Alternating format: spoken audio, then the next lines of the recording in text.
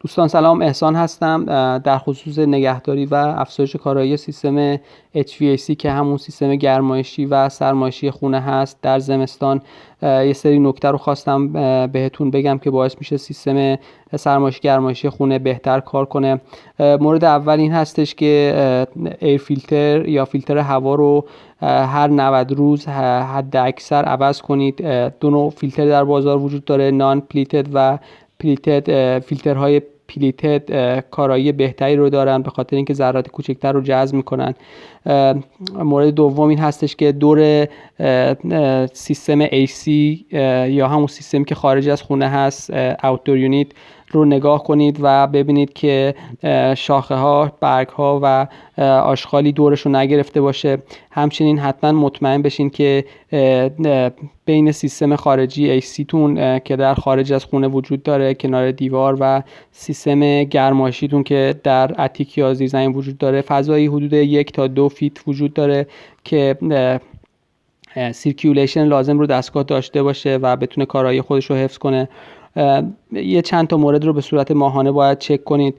نگاه کنید به لوله های رفریجرنت، حتما چک بشن به صورت ماهانه که وقت لیک نداشته باشن. یه لوله های قهوه‌ای هست کنار AC یونیتیتون که در خارج از خونه قرار داره، نگاه کنید یخ نزده باشه و یا لیک نداشته باشه.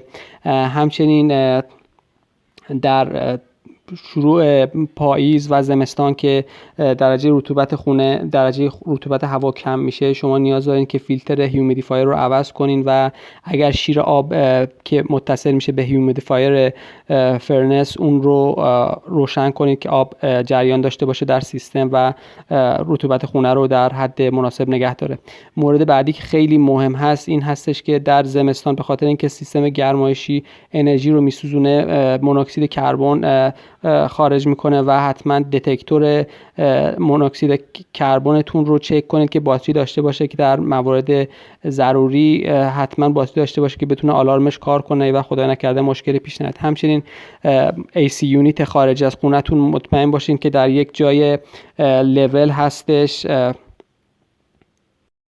همچنین سیستم AC که در خارج از خونه هست رو چک کنین که در روی یک سطح صاف و لولی قرار داده شده باشه و همچنین لوله کاندنسیتی که به همون AC یونیت خارجی وصل میشه رو چک کنید که یه وقت خاک و گل دور و برش گرفته نباشه و دورش تمیز باشه. امیدوارم که زمستان خوبی رو با این نکات طی کنید.